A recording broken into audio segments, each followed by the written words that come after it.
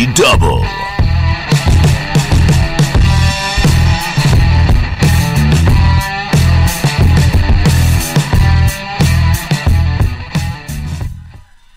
Ladies and gentlemen, hello, I am C-Double, and thank you very much for joining us on the latest edition of All Wrestling Talk Indie Superstar Spotlight.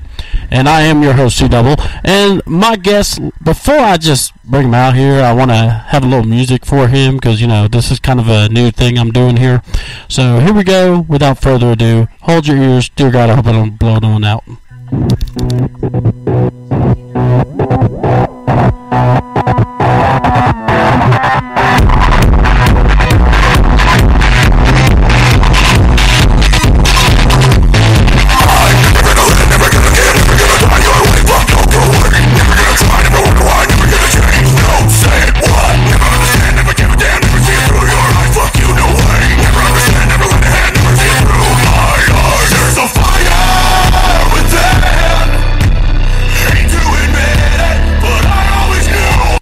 Ladies and gentlemen, my guest, Mr. Damien Bennitt. How you doing there, sir?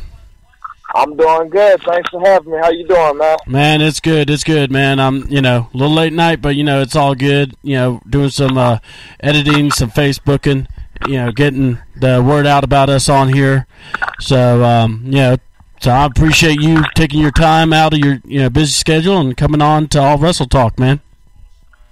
Thanks for having me, man. I'm excited about this opportunity, man. Thank you. No problem, no problem. Well, let's go ahead. By the way, folks, this is the first time we're actually doing using SpreakerStudio.com. So basically, if you're on the Speaker app, best way to find us is go to All Wrestling Talk Nation. The logo is on the profile pic.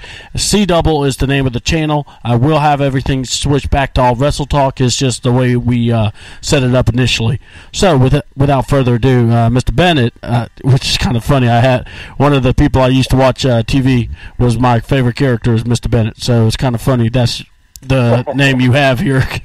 So, all right, you know, without further ado, here we are. We're talking wrestling. What got you into this business? You know, so, you know, because I know you're a recent newcomer. I know Chris Henry talked well of you. What was your, you know, what got you into the sport? What got you hooked?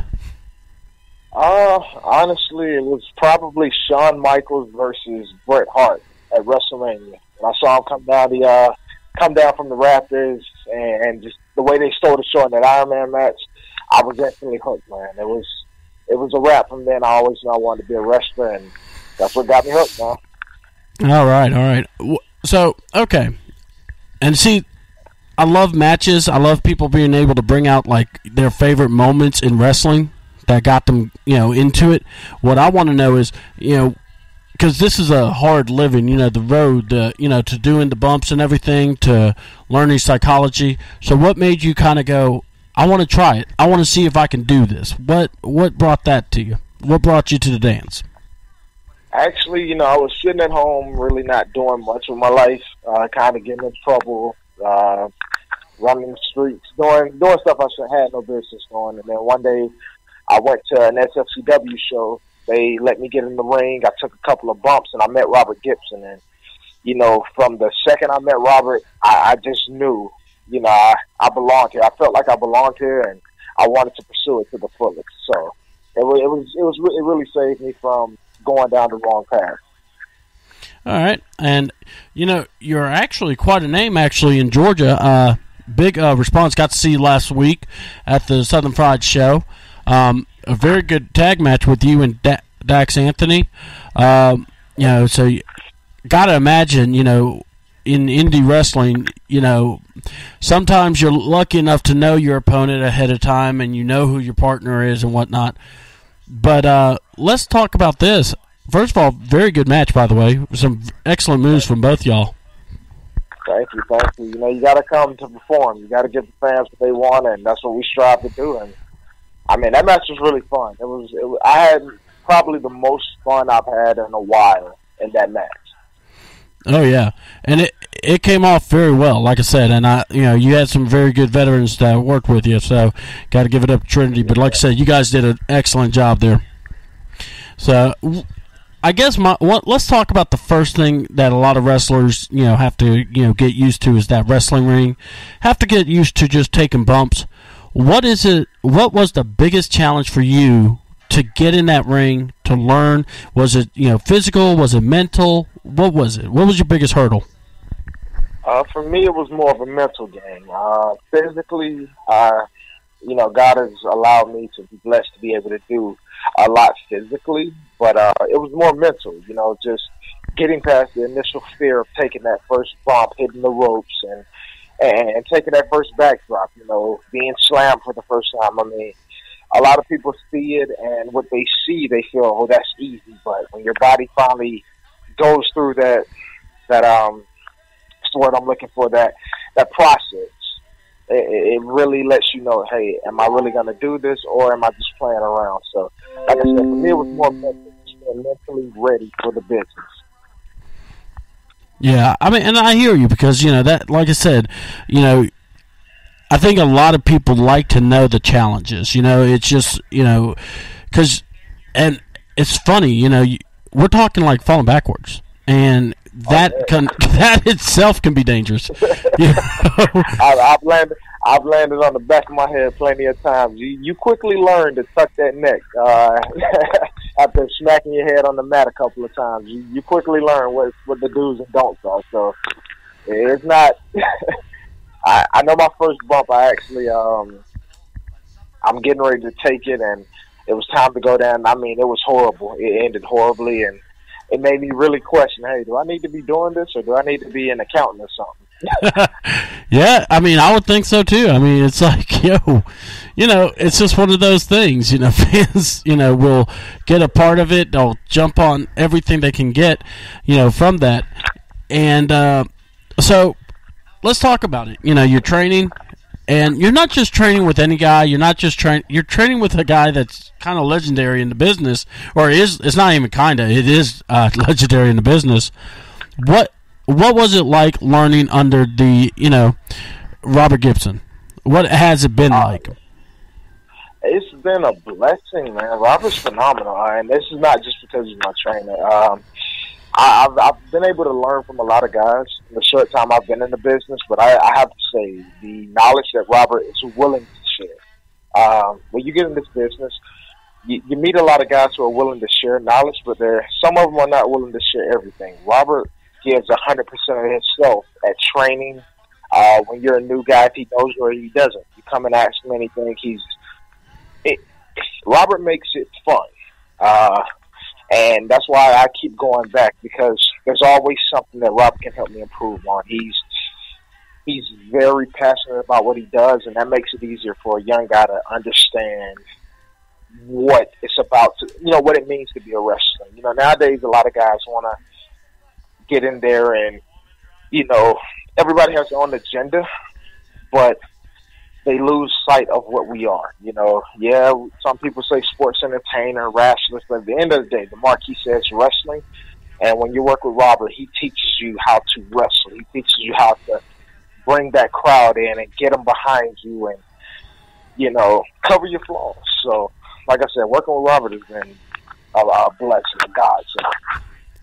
So, in the limit, I remember we were talking before the show started, talking about how you were, you're kind of starting new. You didn't feel seasoned enough to do the interviews, but talk about how long have you been in the business, and just talk about the challenges now. Like, what have you been?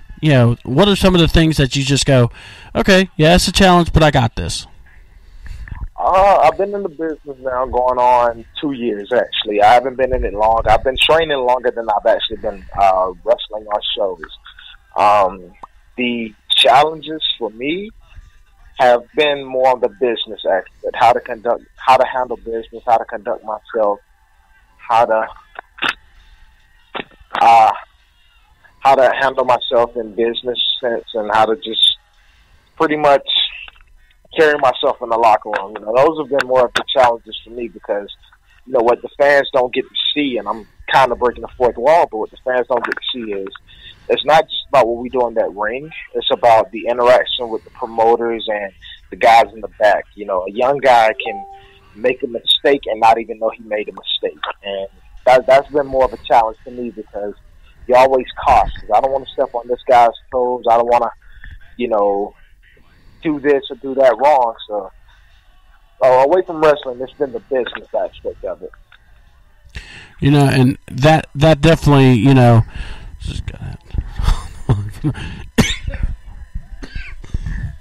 pardon me, I was laughing. Someone just sent me a message. Yeah, well, it's one of those, you know, you're just learning the new equipment, and someone's like, man, you need to turn that notification off, though, while you're talking. I'm like, all right, busted. You know, that's interactive right here. But, no, it's great, you know, and I appreciate you, Natalie. So what is it like, you know, talk about the brotherhood. Talk about, you know, just being in the business with the guys, you know. Have you kind of gotten with a crew that kind of, you know, and what I mean is, like, there's just a certain group of guys that just click with you. And, you know, is that in travels and however you want to, you know, go from there? You know, how comfortable does it feel, you know, for you in this business so far? For me, I've started to get more comfortable. When I came in, man, I was a loner. You know, I've always been a loner. I'm really not a people. I won't say I'm not a people's person, but I'm a shy guy. You know, I don't really. Outside of what you see in the ring, I'm more of a shy, kept to myself, laid back type of guy. And you know, lately I've really enjoyed working with the guys down at APCW. You know, those guys have really helped bring the best out of me, and just guys at SFCW as well. You know, they've really taken me in. Guys like Cody Jack, he was one of the guys who I really clicked with. Chris Henry even was another guy who, you know, we talked on the phone for hours. Tommy Panarelli, of course, Robert Gibson. I mean, just for me, it's hard to answer that question because I went from being such a loner to finally learning how to open up and let people in, letting the right people in, so to speak. So I got you. No, it does. One of the questions that I'd like to ask is that, all right, we just talked about the mental part of wrestling. We talked about the physical part.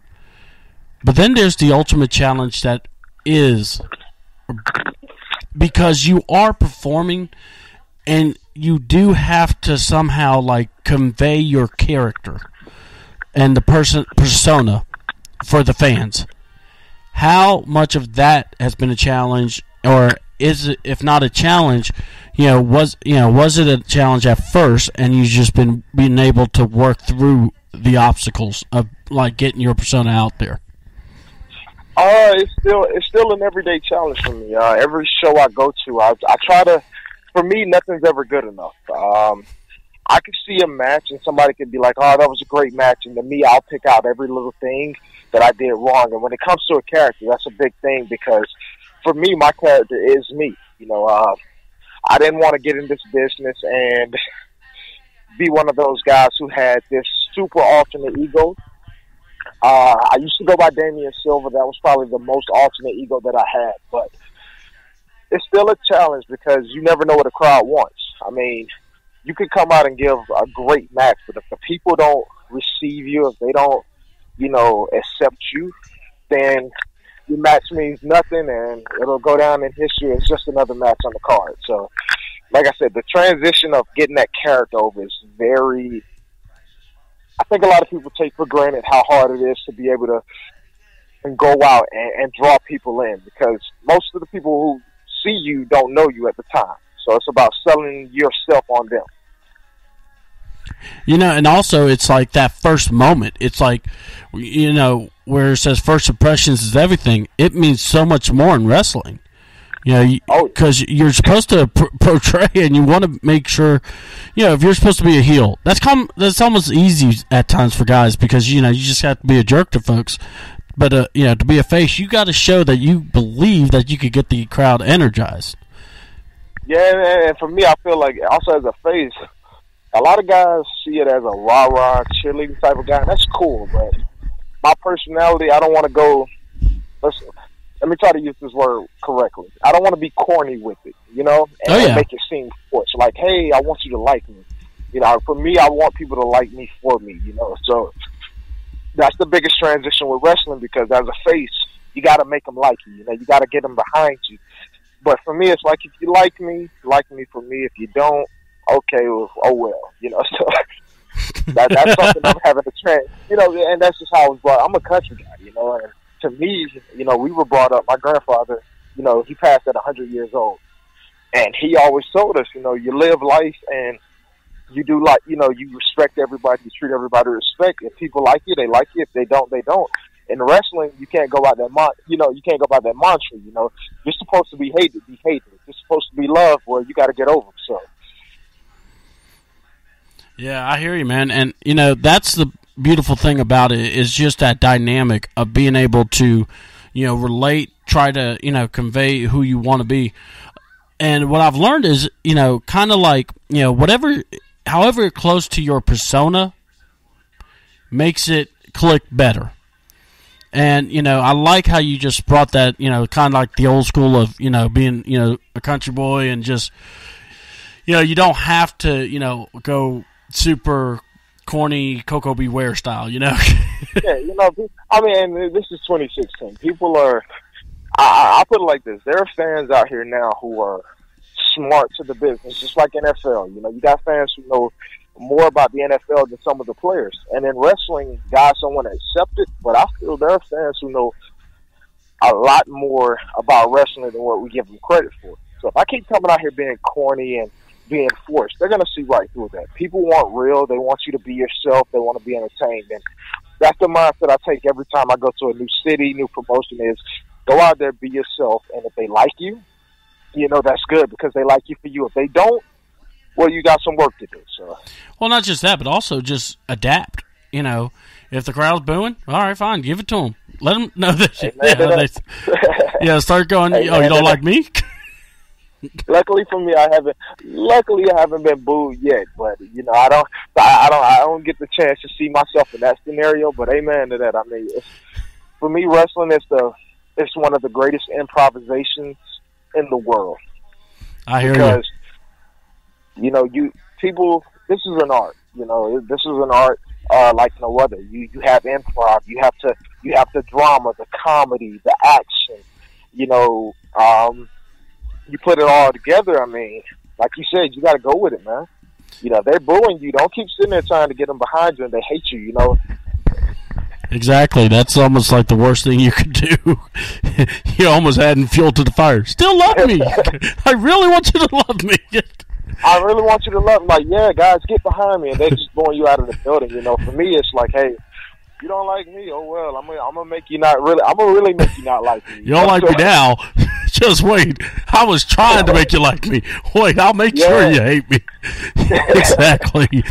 You know, and so many people go, oh, I just can't believe you would do that. Heck yeah, I would. I mean, dang. But no, so let's talk about this, you know, because, all right, so 2 years. So some of the places you've been in wrestling, you know, because the beautiful thing about the indie scene, we're not, you guys aren't locked into one promotion. You guys are able to go to other places. So where all have you been able to, you know, work on the craft? I actually started, and this is going to shock some people, but I actually wrestled my first match against Frankie Chiazzo at AWE when they were running out in Canton. And to me, from AWE, I was blessed to go down to PCW. NWA Atlanta has given me an opportunity a time or two. APCW in Douglasville, SFCW, of course. I'm trying to think. I went out to Mississippi to an ATCW show. I'm still trying to up the ante and go more places, but you know, places like AWE, for example. I mean, I loved it. Each time I got a chance to go there, you know, and I was just a jobber, you know. So I only got like 5. You know, I'm still a glorified jobber. I don't care what anybody says, but I got like 5 minutes with Frankie Chiazzo, and it was like in 5 minutes, man. That because the psychology is different everywhere you go. Yeah, and I mean, I there are a lot of promotions that I still want to work for. There are some that I have worked for, and I would love to go back. So. those are just a few. I might be missing a couple, and if I am, charges to my head. Oh, OTWF out in Greensboro. Well, they're down in Madison, Georgia now, but they were very big and helping me as well. Yeah, and by the way, I know you're actually going to be on the card coming up the last weekend of February. I know the 26th, I believe the 26th and the 27th. Yes, sir. Yes, the 26th is in Monroe, 27th in Lawrenceville. I may have to have people staying over my house so everyone can make it to their places. Oh, but yeah, man. This month is actually going to be a lot of fun for me because on the 27th, I finally get to go into the hardcore movement, so to speak. I grew up on ECW, so to go to that violent, chaotic area. That's why I'm a fan of AWE, because those guys kind of remind me of ECW in a way. They're just so against the grain, and we don't care what you think about us. And that's my type of part. And by the way, we're going to have Ryan Murdoch, the guy that's running that show. Him and Chris. Oh, yeah. I know we're going to have. Eventually, I'd love to have Chris. We're going to get that going, but Ryan's actually going to be on the show Saturday. So yeah, we're going to. So that'll be pretty fun talking some hardcore wrestling. So, yeah, it's cool that you're going to be in there because when I saw it, I was like, oh, man, this is going to be awesome. I can't wait. That SVW is going to be – because Monroe's my hometown, and I get to I feel more comfortable at home. That's my chance to really be me and really do what I do best. So. And it's awesome to be able just to give a show to the guys, or to the guys and women to, because you, like you said, you're there, you're the, the hometown, hero, and you get to, put a little shine on it, Yeah, when your friends come out and, oh man, because I always love when someone says, oh, this is fake, right? Because, you always have those fans, oh, that's fake, and it's like, a night like that will be the perfect time for anybody to come out because you think it's fake. Just wait till you see what we do to our bodies that night. It's gonna push the envelope. I can tell you that for sure. Yeah, and also I will say, All Wrestle Talk's going to be there doing a free show too. So I'm looking forward to being there. I've been to a few ECW events back in the day, and I still can't forget it. So I hope I live up to it, man. I hope I have a New Jack like moment or something. Look, just make sure you don't go through my table. I paid. I paid all for free, but I still like to keep it. Well, I was gonna set the table on fire, but I guess I'll change to another table. Don't worry. We'll find you a table. Don't worry about that. Just stay away from the All Wrestle Talk stuff. I paid for my stuff. I just don't worry about bank account setup. It's just not gonna work. I got things in the savings. You got yes. I understand that. It jiggles every time the bank calls. So yeah, exactly. So and then you're going into your home base of Monroe, and then the next night, Lawrenceville, and this is like the first time I believe Southern Fried is actually attempting to go to Lawrenceville. It's going to be pretty good. Blast House, so it's going to be a new environment for everybody, so that should be fun. And I think they gave me Drew Blood that night. Hold on, I have the picture here. Let me get it up here. Gotta love technology where you can just look at it and go, "What did I do with it?" Ain't it beautiful, man? It is, beautiful. Man. I'll take it in a heartbeat. I really will. That's the beautiful thing about. You go, okay, what we got here? Yeah, you are in a match with Drew Blood. That's gonna be fun, man. It is. I've watched Drew Blood a lot, and that guy's entertaining to me. Personally, I think he's very underrated as far as entertainment goes because, man. I could never keep a straight face around him when he's talking. That's what I'm saying. And I know he has fight behind it, too. He's not just entertaining. He can go. So, for me, I like to entertain. It should be fun. So, let's talk about, the guys that – who are the wrestlers? We talked about Shawn Michaels and Razor, but who are wrestlers that was must-see for you when you first started watching wrestling? They got your attention, and because there was that lull period of time in wrestling where you kind of maybe faded at some point, but you came right back because somebody drew you back in. Who was that for you? Well, the guy that kept me in it, everybody will say Austin and The Rock, but for me, when I started watching wrestling, Shawn Michaels, they got me hooked on. But Mick Foley, oh my God, I can't say enough about how big of a fan I was for all three personas of Mick Foley. He could be this demented, deranged mankind. He could be this super sick, violent psychopath in Cactus Jack, or he could be Dude Love. this goofy, funny, let's have fun. So Mick Foley is one of my all-time favorites.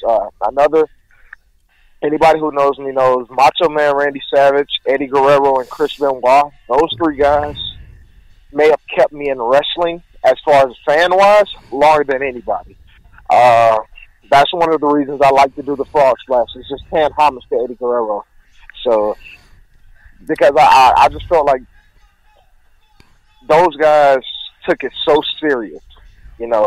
And when you look at the product now, WWE right now, I like it. Don't get me wrong, I like WWE. I like what's going on now.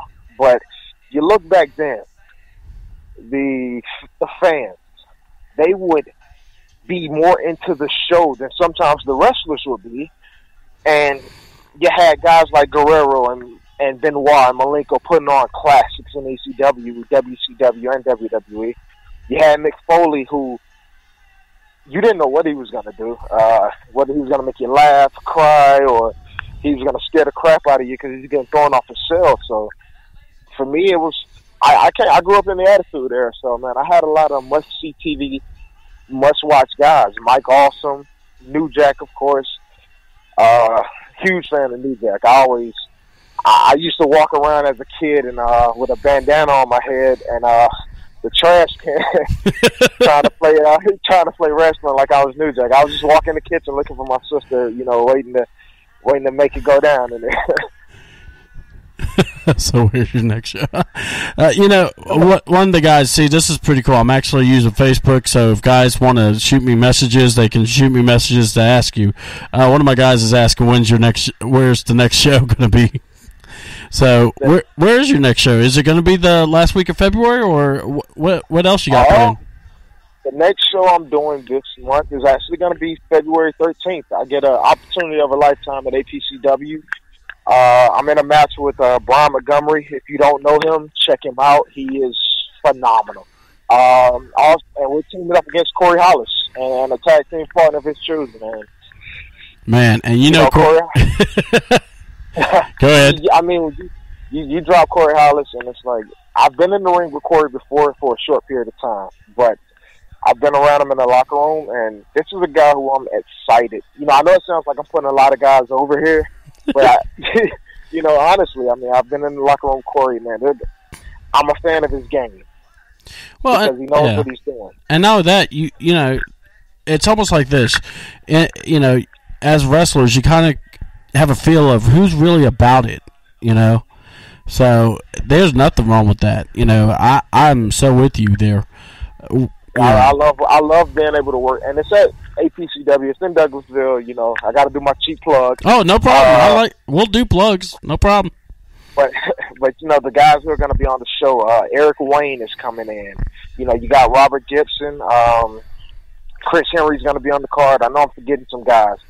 I mean, it's APCW is a show that's kind of started off new, but man, the talent that has amassed on that show. So if you want to catch me in action, please come to Douglasville Armory in Douglasville, Georgia. I promise you won't see a show top to bottom that's more balanced. I mean, this card is sick, man. The management of APCW really outdid themselves on this card. I may have to talk to the fam. We might have to make a trip up there. Check you guys out. Come on down. Hey, look, all of us talk. I'll tell you what. Not only that, I'll bring the gear. You don't have to even ask. I come prepared. I'll bring everything. Hey, you always bring your gear. Yes. You never know when you're gonna work, man. I know. You have to. I'll never forget. Went to Ring of Honor and I saw these wrestlers. I'm like, hey man, what's up? He's like, man, I'm just hoping they pick me. Why? I got my gear in the car. I don't know how many times I heard people telling me they had their gear in the car. Oh Oh, you got to keep that gear. That's rule. That's preschool right there for wrestling. Yeah, exactly. You ain't got your gear in the car. Why are you showing up at the show? Exactly. It's like, how dare you come to a wrestling event and not bring your gear? But it's the WWE. You know? Still, you could take out one of those guys. There's no such thing as an off day. Exactly. It's almost like, Tanya Hardin incident will happen. Poof, ride me. Okay, I'm ready, Vince. And that's the thing. For me, man, I take my gear everywhere because I'm one of the guys who still thinks that I'm a fan, And as a kid, I always thought it would be cool if I was sitting at Monday Night Raw or any wrestling show, hop the barricade and just wrestle the guy at random, And so I always bring my gear prepared for that. Like, hey, I'm in the audience. Somebody got hurt. We need a replacement. Well, here I come. Oh my God! So and like I said, I got people are like shooting messages at me as we go. Always bring the gear, my brother. So it's always fun to have that. Special show. I got guys that's like, let's do a show, man. We got to go do a show there, dude. You got to bring that gear, man. I don't play around about that. I make sure if I'm going to a show, hey, I got everything in the bag because. Honestly, I love this so much, and I'm like super. I'm actually gonna let you guys in on something. I'm so passionate about this that the first show I was scheduled to work because I didn't have proper gear. They didn't let me work. Right, my very first show, I cried all the way home because I was like, "Dang, bro, I really wanted to get in there," and like I really take pride in what we do. I feel like a lot of guys. I know everybody has their own story, but for me, wrestling runs a lot deeper than just the wrestling, So, like I said, you always got to have that gear, man. Yeah. Well, so, and I love it, because we're talking about it. I'm going to tell you, for me, I suffered a major back injury, and I was working at my regular job when this happened. And, Doc said I can't, work.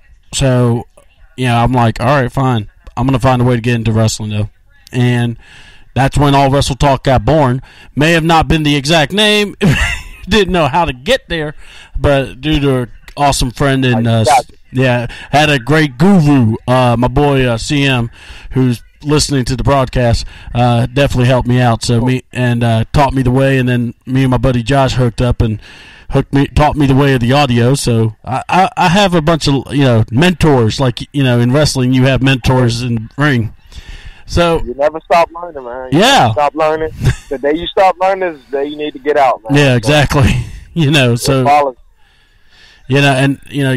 to keep the fire burning, man, and that's no matter what. And one of my things, so you just talked about being so upset about not being able to be in the ring. So let's ask this question: have there ever been a moment where you're in that ring and it's just overwhelming? Like, you have to take a step back. Outside of the first time Jeter chopped me, no, I'm kidding. Dude, do you know how many times that when someone asks a question like that, the first thing I hear from people, when Jeter chopped me? Let me tell you about that. All right. All right. I'm in a battle royal, first time ever, and here comes Jeter. I'm not paying attention. He comes grab me, take me to the turnbuckle. Bam, I'm there. The last thing I remember was, this is gonna hurt like hell. He chopped me. The first chop, I'm like, you know what? Maybe I don't belong here. The second chop, I might need to go call my mother. By the third chop, it's like, hey, I'm done. I wasn't ready. Let me rethink it. I mean, my chest was bleeding, but it was that guy, man. He power, dude. Okay, this is what I've heard. Jeter has the most, hardest chops, and then I was like, well, who's the next? And I swear to God, everyone says it at the same time. Fred Yehi. I'm like, what? I've never wrestled Fred Yehi, but I've watched that guy work. Oh, I can believe it.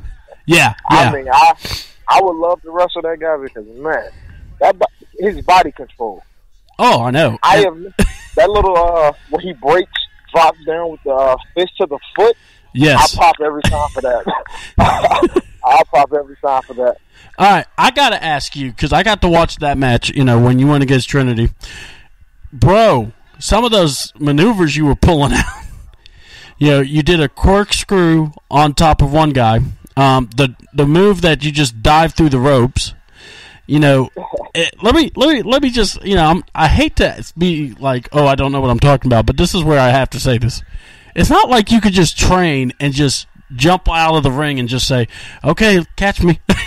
So how in the heck can you prepare or kind of train your body to be able to pull a move off that really training-wise you're not going to – please run me through that, because, like I said, those were some awesome moves. And, dear God, my mouth dropped after you did yours. Freaking Dax Anthony overshot the rope. Lord, dude. My son had some issues with the camcorder, so the match wasn't recorded, so luckily my webcam caught it. Oh, my Lord, dude. You guys were at one point I wanted just to put it on that match alone. Flying lessons.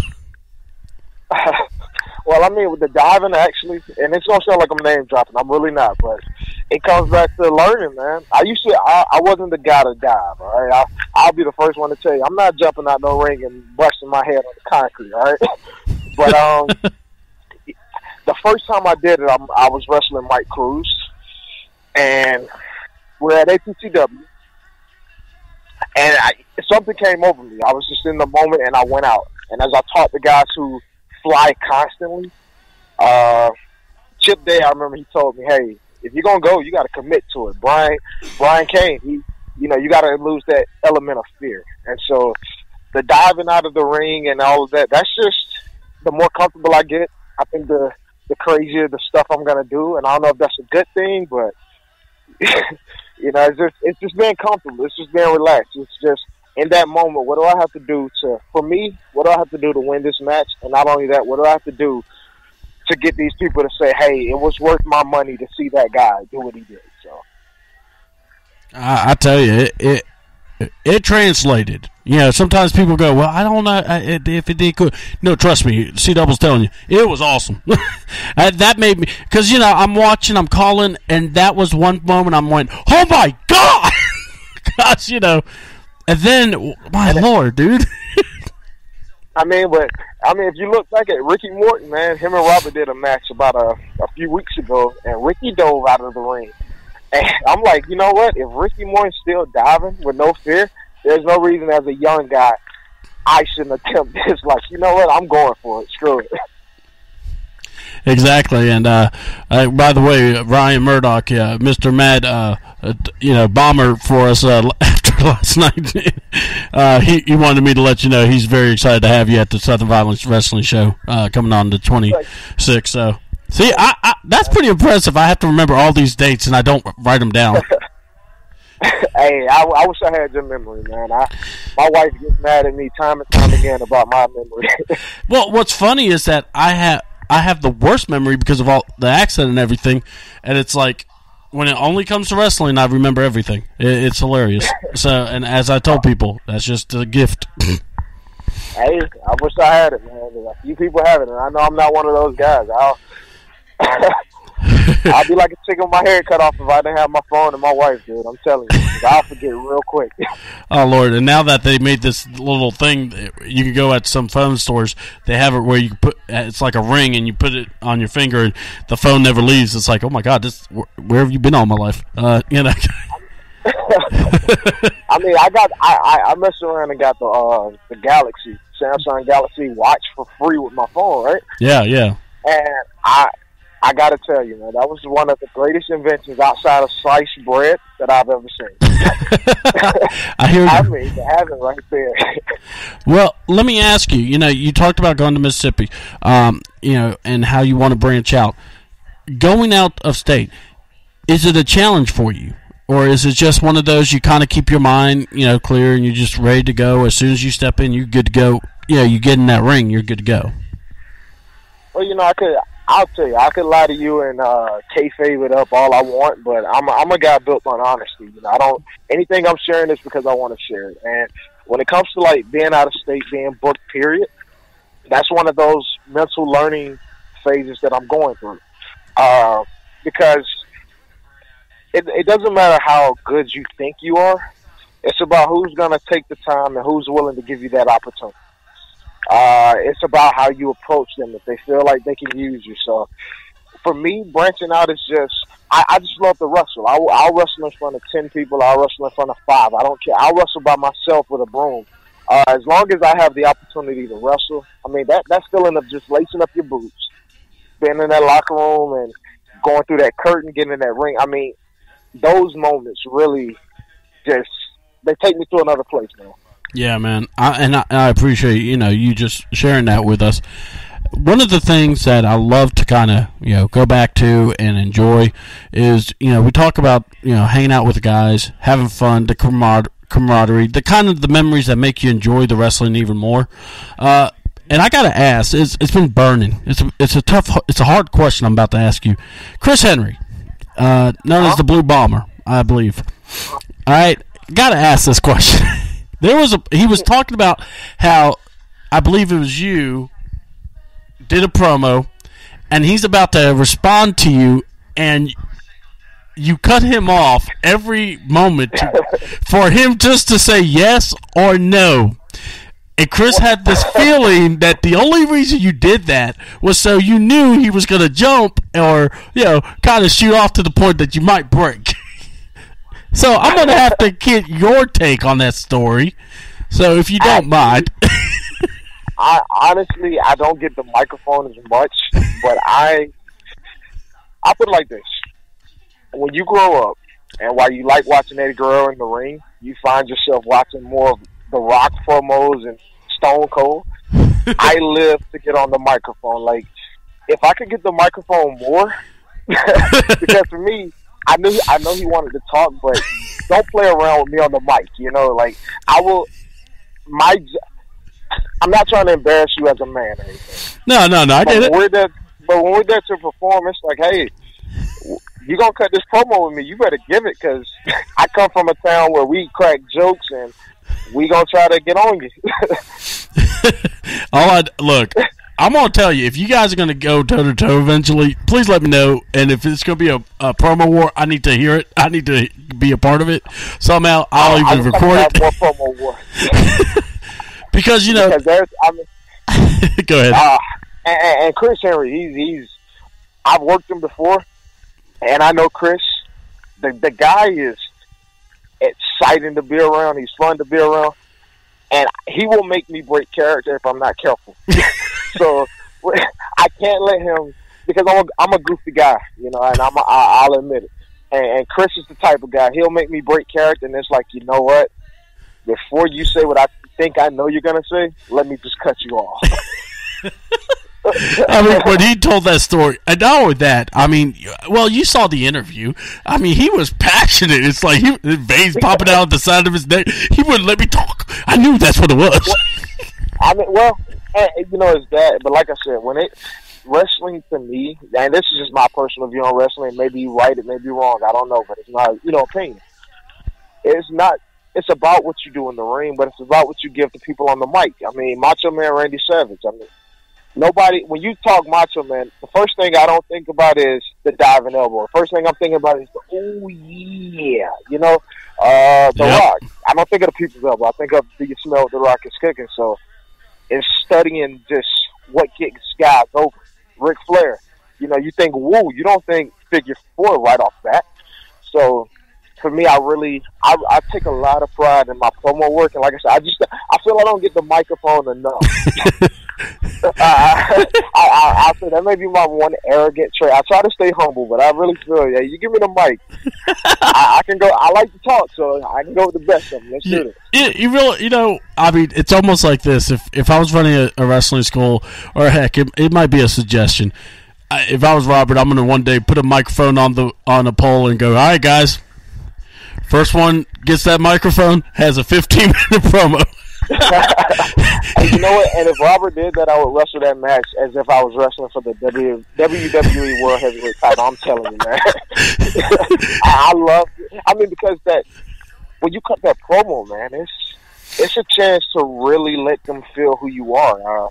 And anytime you give me a microphone, in my mind, I'll say this: I try to be as humble as I can be, but when it comes to being on the microphone and having to articulate my thoughts to the people, yep, I'm not gonna downgrade how I feel about myself. Yeah, there's room for improvement. There's always room for improvement.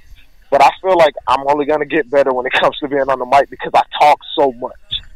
Well, I'm gonna tell you, someone's already chipping in, going, come to 26, you can have the mic. So cool. We're gonna have some fun on that. We're gonna have some fun with that. So that's what I'm talking about. So let's just talk about it, man. I mean, because the wrestling business, this is what I've always told people, in wrestling. You got about 5-10 minutes, maybe 15 if you're lucky, to make an impression on somebody. The first couple of minutes in your intro, then your match, depends on the length of the match and what the promoter says, altogether maybe 15 minutes. And, you don't really get an opportunity, back in the day, you didn't have an opportunity like we do now where we can get on Twitter, Facebook, we can put our kind of opinions out there. But how is it now, it's like being able to kind of reach out to fans or just learning from other wrestlers. What is it that you take away from this business, as in how do you make yourself known out there? For me, I'm still learning in that aspect because for me it was all about just the wrestling. I kind of ignored social media because I had gotten to a point, before wrestling where I had just became so angry with everything going on around me, and I got outspoken, And now with me wrestling, with social media, you got to watch what you say. You got to you got to watch how you talk to people, how you treat people, how you do things, and for me now, social media, I love interacting with the fans. I mean, for me, it went from being about the wrestling to being about the fans real quick because they show so much love. And reaching out to other wrestlers, I learned, hey, wrestlers, promoters, whatever, you're going to get ignored more than you get answered. But the ones who answer I feel they're being genuine because nobody's going to take that time with you to articulate their thoughts with you. Exactly. All right, now let's have a little fun here. By the way, Ryan wanted me to pass this along to you. Yeah, you can get the mic, and it will be uncensored, so just, FYI. I get a bit of a stone cold. When your opponent is trash talking you could just whoop up on them. So I'll go stone. I won't go New Jack. Yeah. Well, wait a minute. Well, yeah. If you go New Jack, you need to bring a staple gun. You need to go down 2 stories up, and you need to do the point the finger up and do the elbow. My God, I'll never forget watching that man. That man, and by the way, interviewing him was another story for another day. CM knows what I'm talking about too. I got to say this. You have the options and everything now in wrestling. Fantasy booking, the money's the same, but if you had the choice of where you wanted to go, where would you want to be? For me, I feel like whoever doesn't say WWE is lying through their teeth. I mean, that's in my opinion. If you're not trying to get to the WWE, which has pretty much set themselves up as the NFL, the NBA. You got guys from Europe that come over to the NBA. You have guys who work their lives to get to the NFL. Nobody says, hey, I'll go to the Canadian Football League. That's where I want to be. They want to go NFL. So yep. As a wrestler, not knocking, I would love to work for TNA, Global Force, New Japan, Ring of Honor, but if I had my first choice and Vince McMahon came a knocking, I'm going to go down to WWE, man. Just because, I didn't get in this business to say, hey, I want to be the next great New Japan champion. I want to be a WWE champion. I want to go down with my name beside Andre the Giant and Hogan and Savage and Ric Flair. So, got fantasy match. We talk about the indie scene, how you said you would love to wrestle Fred, and you're about to go against Corey Hollis. But guys that in the business right now, who would you love to wrestle if you had the opportunity? Oh, the list is long, man. Top 5. I love their work. I mean, I would love to wrestle Adrian Armour. That dude, the size, the speed, the athleticism. I would just love to see that firsthand. Another guy would be AJ Steele. Just to be able to learn from him firsthand. I would love to wrestle Frankie Chiazzo again. If not, let me see. I would love to wrestle Cody Jack again. Anytime I get in there with Trinity is always fun. So, I don't even have to. That's a dream that always comes true. Fred Yehi. There are some guys I'm gonna miss. Like Stitch Osiris, Trevor Aon. As crazy as it sounds, minus the chop, Jeter. Just to put myself in that. Just to put myself in that predicament of being able to learn. Yeah. To me, there are a lot of guys who I can watch. The Murder Ones of the world. Imagine if I could get in there with Murder One and just learn how to really take control of the moment. I think he does that better than anybody.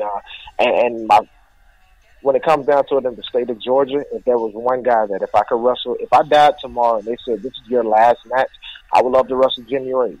Like I said, it's going to sound like I'm putting a lot of guys over and then excuse my language, but I'm kissing ass. But I just look at the bit. I have so much fun with the business that I appreciate what guys do.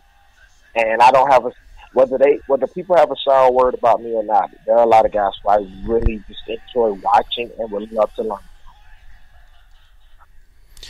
Yeah, I got you there, man. Well, we're going to be we're wrapping this up here. Wow, we've almost gotten into an hour, believe it or not. So this is awesome.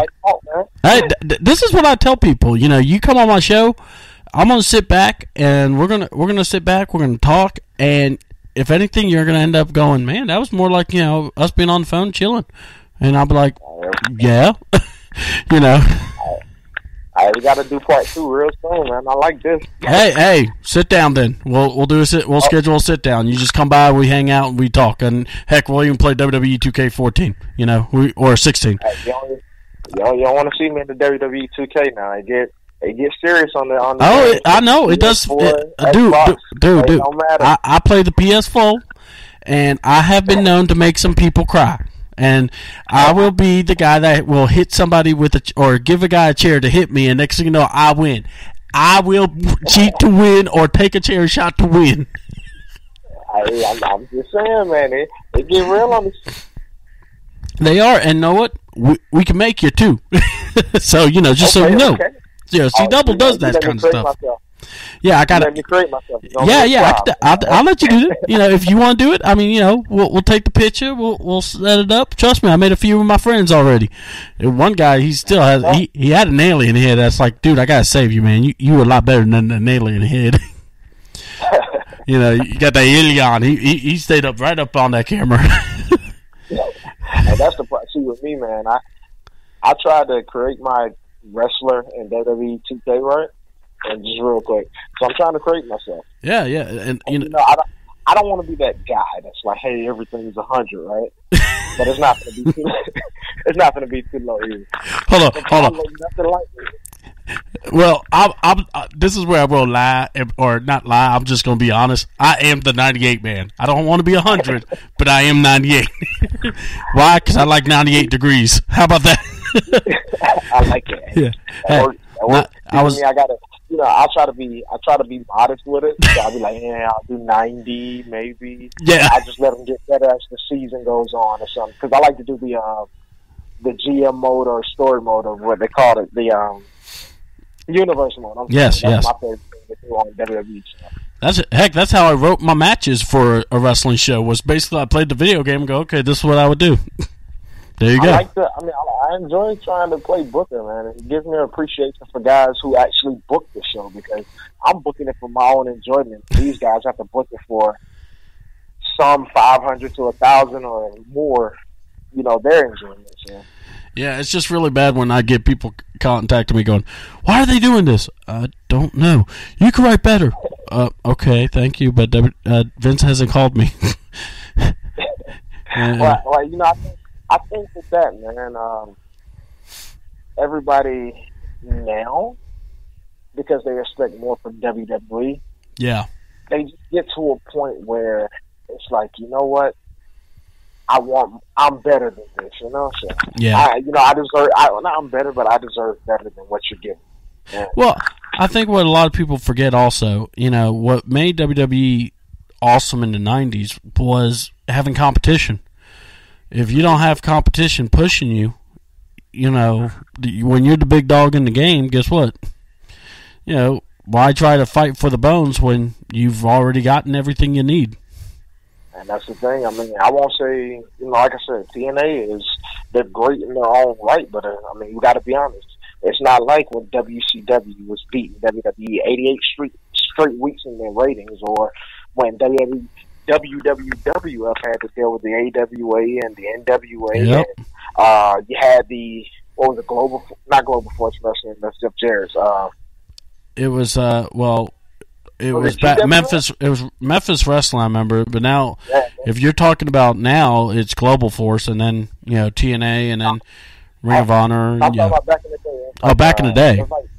It was when Booker T started off there. Raven started off there. What was the guy? Eddie Gilbert. Remember Eddie Gilbert? Yeah. Well, that was I remember Texas Wrestling. Back in the day, where the Von Erichs and the Freebirds reigned supreme, and then they brought in guys. AWA had guys. Memphis was another spot. Bill Dundee and Jerry Lawler and Jeff Jarrett with the long flowy blonde hair. Dear God, I'm dating myself. Hey, I'm only 25, man, but I feel like I watch so much of the classics. I won't call it old school. I call it the classics because, man, like Buddy Lindell and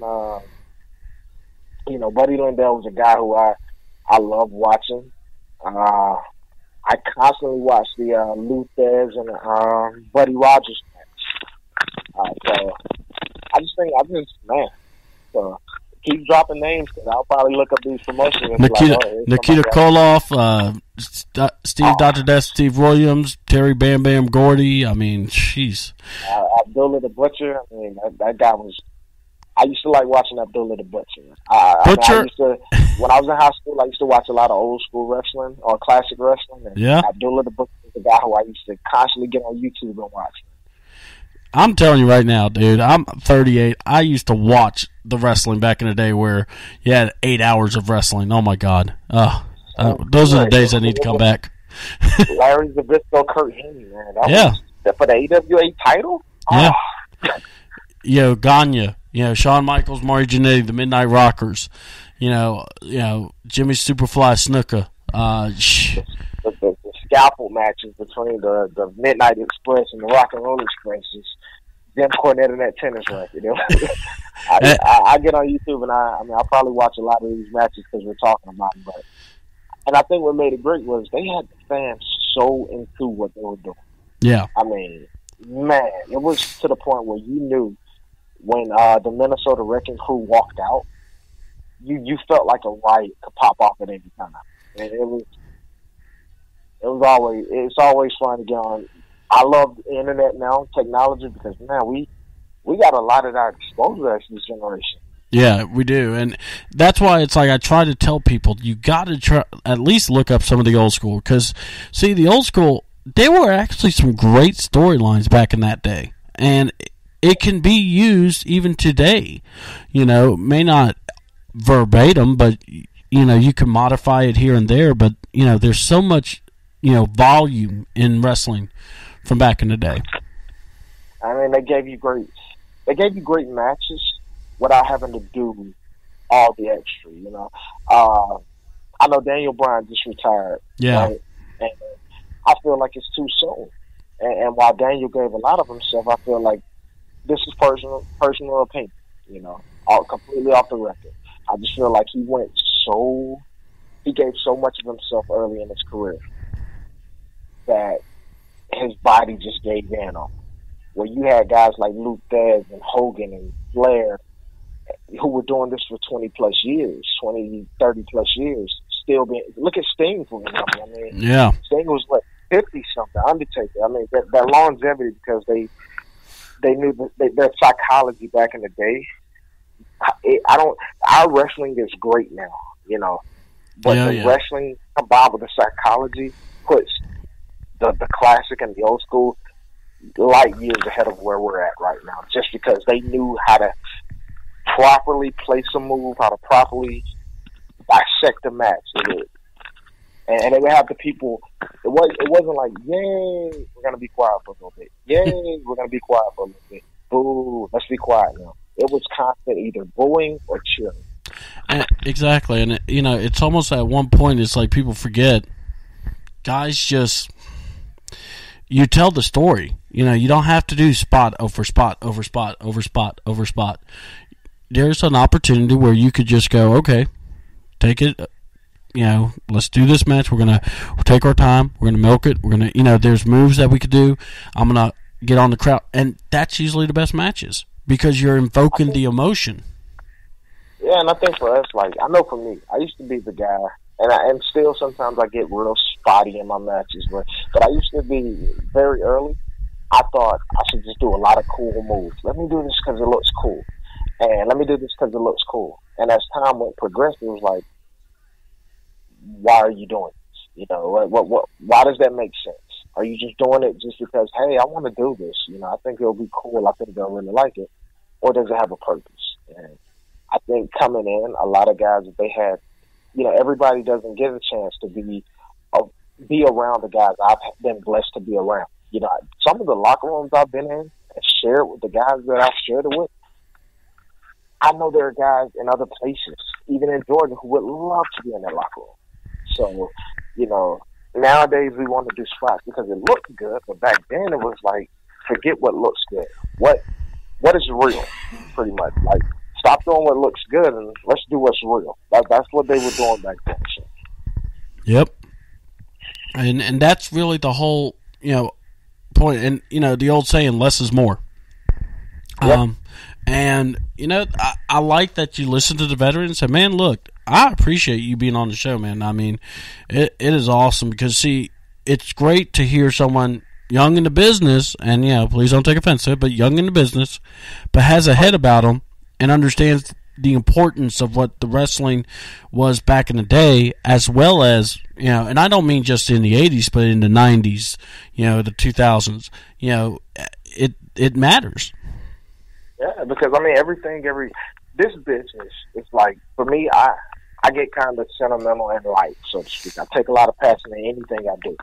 And my take on wrestling is any man or woman that sacrifices what you have to sacrifice to be a wrestler deserves for the next generation to come in and respect what they did.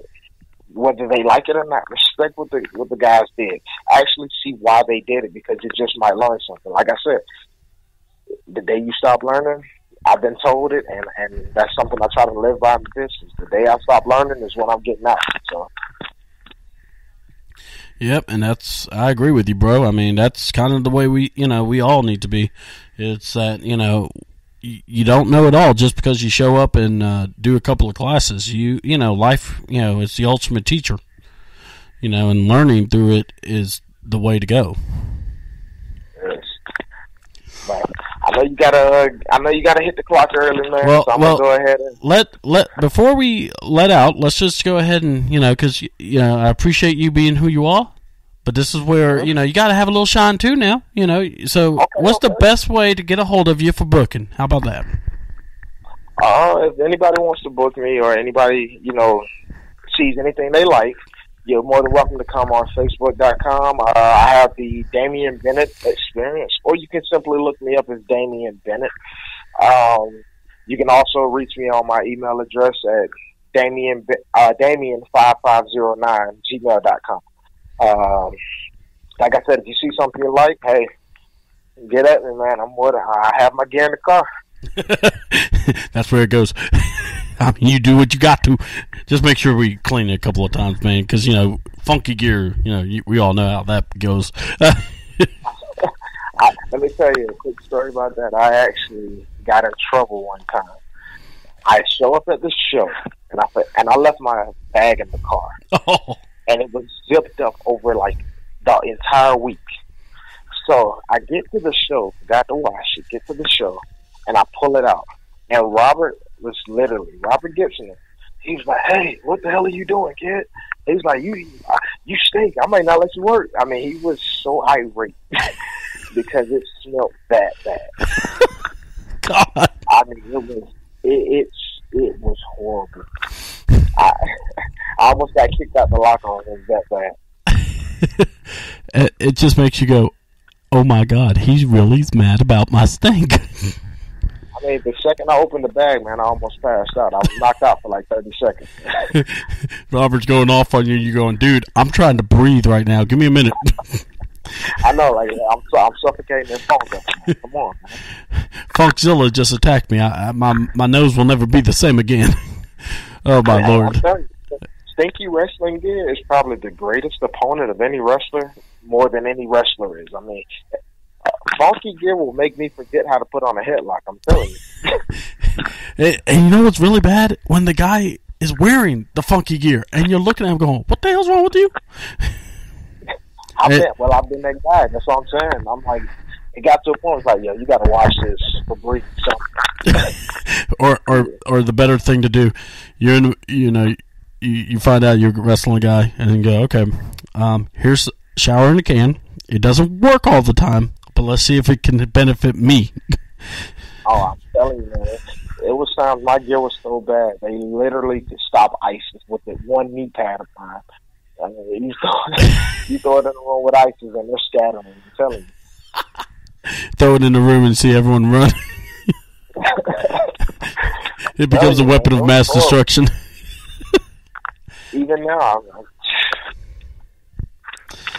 and that's why I crack up with the wrestlers, because I'm always going, okay, they gotta have like copies of their gear in the big show, something. They can't just.